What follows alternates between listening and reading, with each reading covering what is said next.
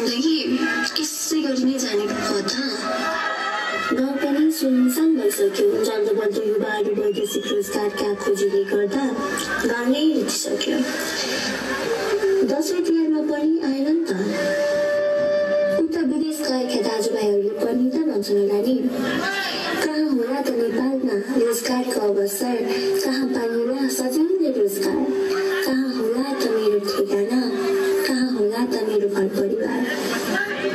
कस्तो होला है त्यो नेपाली समाजको संस्कृति?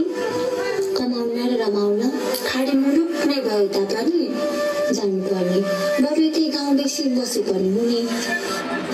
आखिर वैदेशिक रोजगार नै त भयो नेपालीहरूको संस्कार। मेरो सुन्ती चाहिँ पनि अहिले त कहाँ पो हुनुहुन्छ होला, सम्झनाले खालि मन छटपटाउँछ भने। म पनि के सोचिरह बरु घाँस काट्न जानु पर्यो, प्राइभेसी भोक्कै होला। आज त सुन्तिनाहरू गइसकेछन् के हो, मलाई नबोलाई।